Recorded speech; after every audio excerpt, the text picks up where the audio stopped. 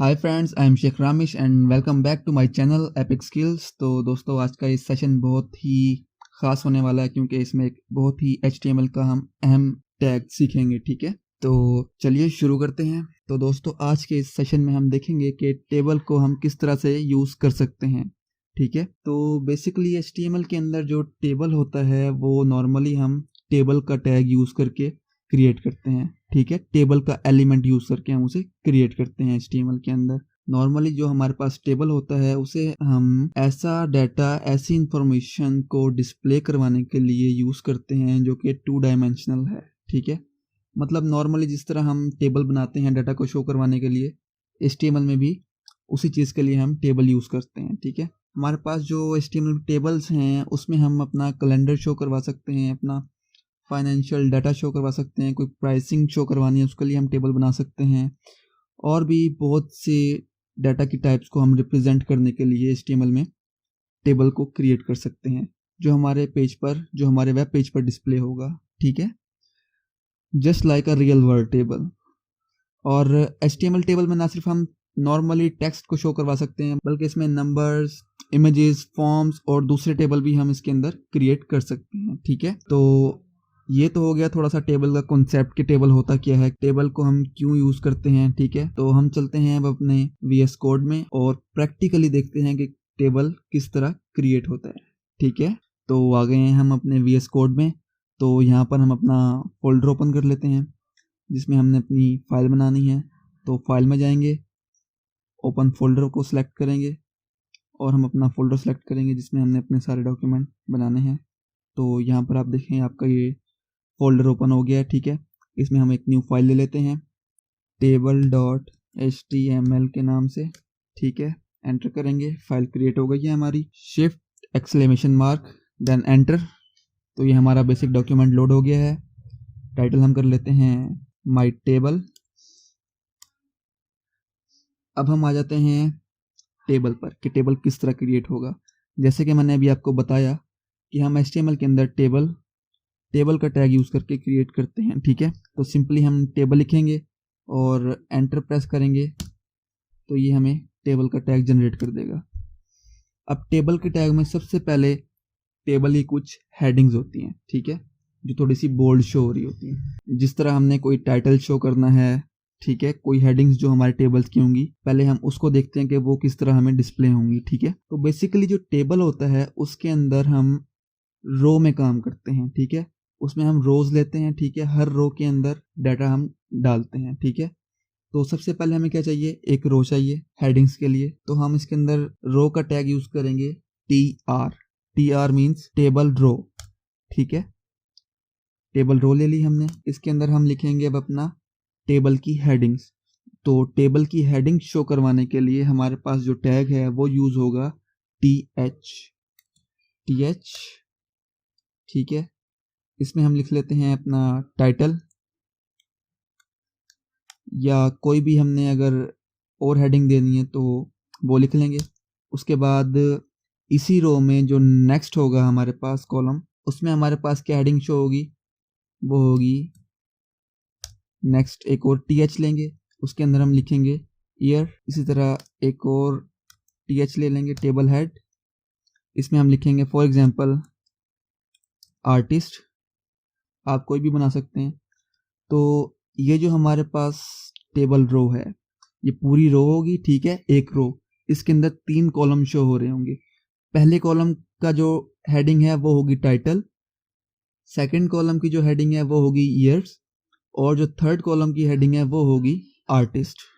तो इसे हम सेव करते हैं और इसे मैं आपको पहले रन करके दिखाता हूँ। तो ये देखें, सबसे पहले हमारे पास टाइटल आ रहा है। ठीक है, नेक्स्ट हमारे पास सेकंड कॉलम में ईयर आ रहा है और थर्ड कॉलम में हमारे पास आ रहा है आर्टिस्ट। ठीक है, तो चलते हैं वापस VS कोड में। अब हम इसमें कुछ डाटा इंसर्ट करते हैं। तो उसके लिए जैसा कि मैंने आपको बताया, टेबल्स के अंदर हम रो वाइज डाटा एंटर करते हैं। तो उसके लिए हमें एक और रो का टैग लेना पड़ेगा। ठीक है, सेकेंड रो का, टेबल रो, एंटर। TR ले लिया। अब TR के अंदर हम लेंगे टेबल डाटा, मतलब जो टेबल का डाटा हमने शो करवाना है उन टेबल हेडिंग्स के नीचे, उसका टैग है टीडी, ठीक है, टीडी। देन उसके बाद हम लेंगे सबसे पहले टाइटल है, तो टाइटल के नीचे हमारे पास क्या शो होगा, टाइटल। तो हम लिख देते हैं एपिक। नेक्स्ट हम ले लेते हैं जो ईयर हमने शो करवाना है, फॉर एग्जांपल 2017, ठीक है। नेक्स्ट हमारे पास जो है आर्टिस्ट के नीचे जो हमने आर्टिस्ट नेम शो करवाना है, सनी, ठीक है। तो ये टेबल हेडिंग्स के बाद उसके नीचे पहली पूरी रो का हमने डाटा इंसर्ट कर दिया है। इसके अंदर ये जो पहला टेबल डाटा का आपको एलिमेंट नज़र आ रहा है, इसके अंदर जो एपिक लिखा है ये हमारे पास शो होगा टाइटल के नीचे। नेक्स्ट हमारे पास टेबल डाटा जो है 2017 ये शो होगा ईयर के नीचे, और ये जो टीडी थर्ड वाला है सनी ये होगा आर्टिस्ट के नीचे शो। तो इसे सेव करते हैं और चलते हैं क्रोम में। तो ये देखें टाइटल हमारे पास क्या है, एपिक, ईयर हमारे पास है 2017 और आर्टिस्ट हमारे पास है सनी। तो नेक्स्ट एक और रो इंसर्ट करते हैं तो आपको फर्दर समझ में आ जाएगा कि ये किस तरह काम करते हैं। तो नेक्स्ट हमने एक और रो में डाटा इंसर्ट करना है, तो उसके लिए एक और रो लेंगे टीआर, ठीक है। टीआर के अंदर हमने फिर डाटा इंसर्ट करना है, तो टीडी। तो देखें इसके अंदर जो है वो बिल्कुल सीक्वेंस में काम हो रहा है, ठीक है। पहले हमने टेबल लिया, फिर एक रो ली, उस रो के अंदर हमने उस टेबल के हेड्स बनाए, ठीक है, जिसमें हमने हेडिंग शो करवाई। देन उसके बाद हमने उसके नीचे पहली रो इंसर्ट की यहाँ पर, ठीक है, 1 बाय 1। उसके बाद अब हम उसी टेबल में सेकंड रो इंसर्ट करना चाह रहे हैं, तो उसके लिए एक और रो ले ली है हमने, ठीक है। ये देखें अब इसके अंदर हम इसका डाटा इनपुट करेंगे टीडी के ज़रिए। तो इसमें हम अपना सेकंड टाइटल ले लेते हैं, for example good food. Next हम अपना ईयर ले लेते हैं टेबल डाटा के अंदर 2019।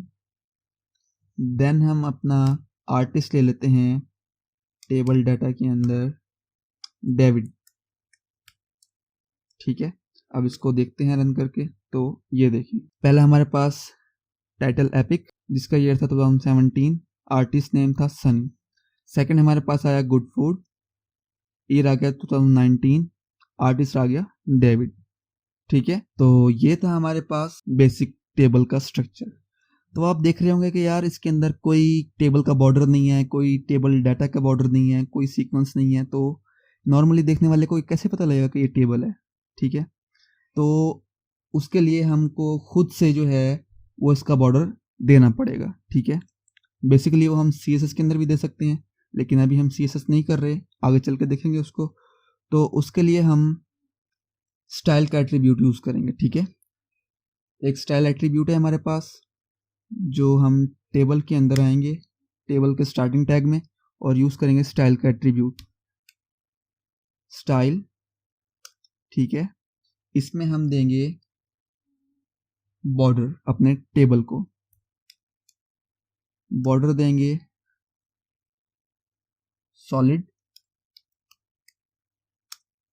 1 पिक्सल का ब्लैक कलर का, ठीक है। सेव करेंगे, क्रोम पे चलते हैं। तो ये देखें टेबल हमारा जो पूरा टेबल है उसके राउंड में पूरा एक बॉर्डर आ गया है ब्लैक कलर का, ठीक है। तो अब आप देख रहे हैं आहिस्ता आहिस्ता हमारा जो टेबल है वो फॉर्म में आता जा रहा है, ठीक है। तो दोस्तों अब हमने क्या करना है, अब हमने अपने पूरे टेबल का जो डाटा है उस टेबल के डाटा के गिर्द भी हमने बॉर्डर बनाना है। तो वो हम किस तरह बनाएंगे, तो उसके लिए हम थोड़ा सा CSS का यूज़ करेंगे। तो आपने बिल्कुल भी परेशान नहीं होना, क्योंकि CSS हमारा अभी टॉपिक नहीं है, वो हम आगे जाके डिटेल से कवर करेंगे, ठीक है। उसमें सब कुछ मैं आपको बताऊँगा, लेकिन यहाँ पर हमें ज़रूरत पड़ी है तो इसलिए हम थोड़ा सा बिल्कुल थोड़ा सा एक क्लास बना के उसे हम देखेंगे कि किस तरह हम वर्क करते हैं CSS के साथ, ठीक है। बेसिकली CSS के अंदर क्लासेस होती हैं, तो वो आगे जाके डिटेल में देखेंगे हम। तो अभी जस्ट आप देखेंगे वर्क किस तरह हो रहा है, ठीक है, बॉर्डर बन किस तरह रहा है। तो उसके लिए हम हेड के अंदर आ जाएंगे, स्टाइल का टैग यूज़ करेंगे, ठीक है। स्टाइल के टैग के अंदर हम क्लास बनाएंगे। क्लास हमने किसकी बनानी है, अब देखें आप गौर करें कि हमने सारा का सारा जो डाटा और टेबल हेड है इसके गिर्द हमने बॉर्डर देना है।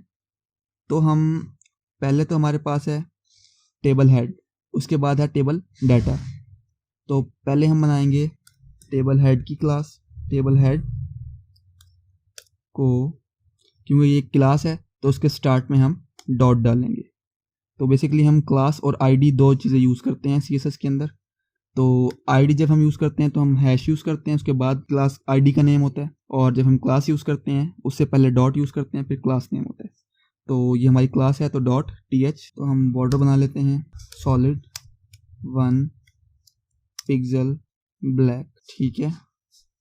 उसके बाद हम अपनी एक और क्लास बना लेते हैं जिसमें हम अपने टेबल डाटा को बॉर्डर देंगे। तो डॉट td कर्ली ब्रेसेस, उसी तरह से ये कोड कॉपी कर लेते हैं और पेस्ट कर देते हैं, सेव करते हैं। तो रन करके देखते हैं, नहीं आया।